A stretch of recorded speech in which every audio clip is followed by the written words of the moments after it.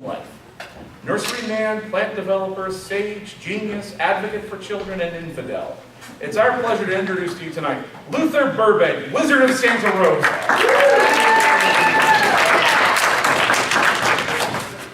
I have to admit, I do get asked to speak often in front of audiences about whatever subject matter I choose, but I don't travel far from home and I don't make many addresses. And as far as the subject matter goes, I don't really much care what it is as long as somebody else is doing the lecturing. And my usual charge is about $1 million an hour, which is the least I would accept for subjecting myself to standing in front of an audience, trying to remember what to say, trying to remember what it is my wife suggested I should say. I'm not a speaker. I'm not a spokesman. I love you all. It's not a reflection. I love people. I love everything. I love humanity and the delights it's given me. But I'm a farmer. I'm a gardener. I'm not a spokesperson. And I'd much rather be making a plant than a speech. Most of the stories of my work start with the finding of my seed ball, a potato seed ball that gave me the Burbank potato. Anybody familiar with the Burbank potato? I got one or two nods. Many of you are, but it's taken on some different aliases. Have you ever been to McDonald's? Have you ever had an Idaho russet potato? Yeah. That's my potato. So when I was about 20, my father died. He was considerably older than me. Actually, it's kind of interesting. My father was born during George Washington's presidency, and my widow died during Jimmy Carter's presidency. So we Burbanks, we cover a lot of ground. When someone comes along like Charles Darwin and says that all of a sudden that species are mutable and unfixed, it completely pulled the rug underneath most people. They landed on their head, and many people were upset. I hear they still are. For some of us, the wool was actually pulled away from our eyes, and we saw it as an opportunity and very exciting. It was almost like creation was being in a stuffy, windowless room. You can hardly breathe. And Darwin came in and he busted open the doors and the windows and a breath of fresh air, and it was like the vast expanse and the beauty of nature, truth of nature was exposed to us.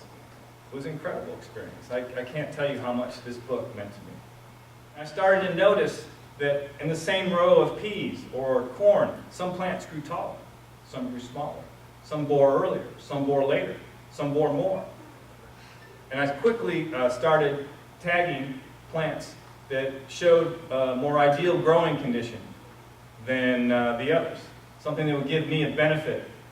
Or maybe something that had some variation, or something interesting, something novel.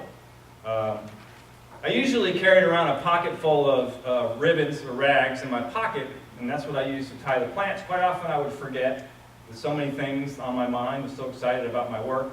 I ended up quite often ripping out the hems of my shirt, tying on my plants. Sometimes when I ran out of hem, I ended up taking my shoelaces and tying on my plants. And I would walk home with my tongues in my shoes flopping and my shirt hanging out.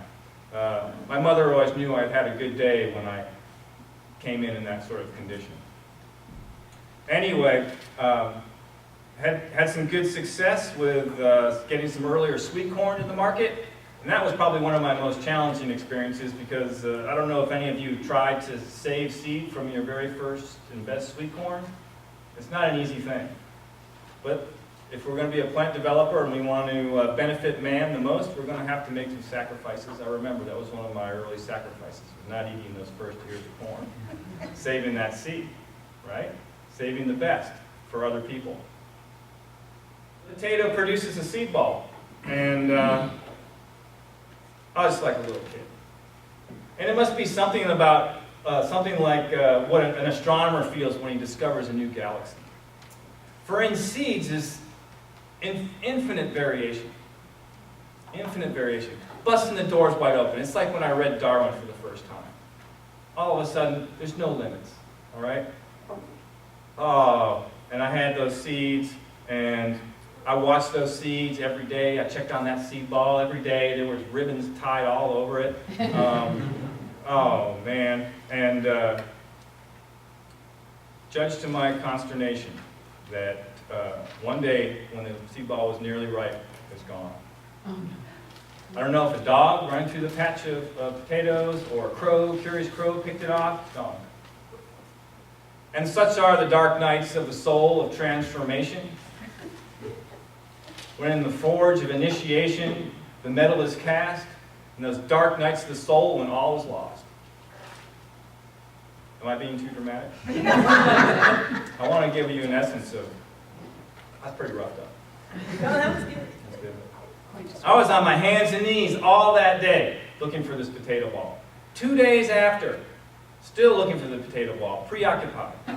Finally, third day, in a potato plant nearby, I find the ball stuck in some stalks.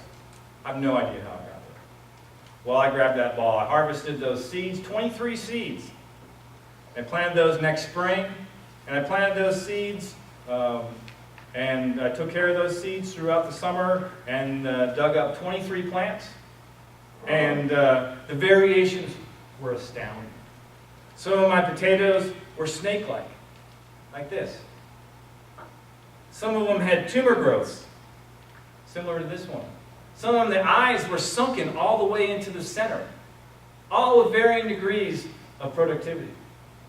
But there were two of what I considered, in my ideal and my values, of exceptional quality. And one of these I saved, and one of them I sold to seedsman J.H. Gregory for $150, the rights to this potato. And much to my delight, he declared that all plants developed should be named after their developer, and he decided to call it the Burbank seedling. And in a few years, this potato was the most commonly grown potato in America. You could probably call me the grandfather of industrial agriculture, because I bred a lot of plants, and I'll talk about that later, for industrial mechanization for agriculture. But that's the lens, that's where the resources were at the time.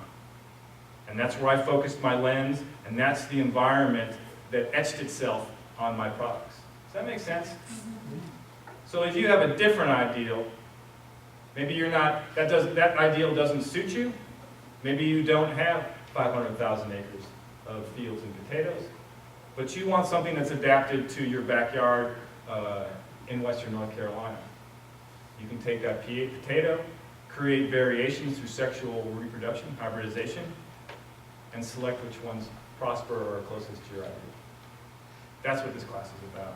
This is what I hope to inspire you to carry my work forward in a way that suits you. I love personal questions to lighten it up a little bit, or if you still got some things that you didn't quite understand, I would be happy to clarify those. Yes, sir.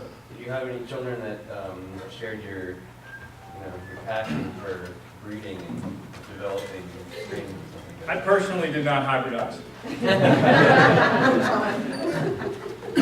Sorry to say. I was kind of a mama's boy. My mom lived with me my whole life nearly, and she didn't like my first wife. We got rid of her. And I ended up marrying my secretary, who was about 40 years younger than I was. That's how we got to span from George Washington to Jimmy Carter in a couple of generations. So I want to thank you all for taking an interest in this passion of mine. I'm really honored to come back and see so many people interested in carrying this work forward, and I wish you all the best of luck. Thank you.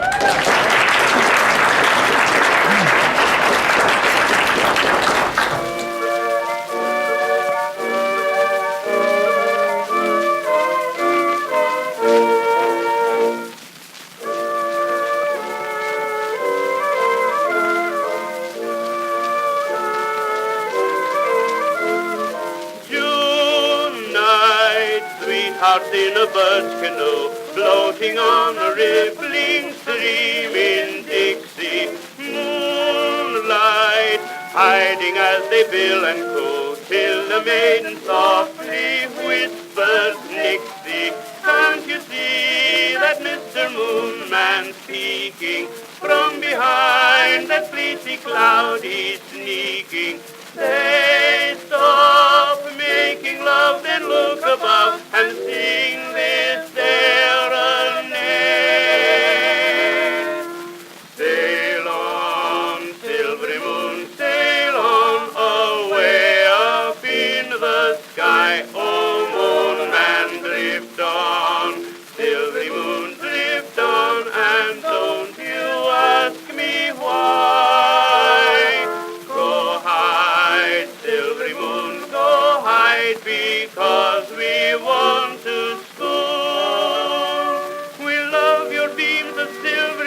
But please go away and hide to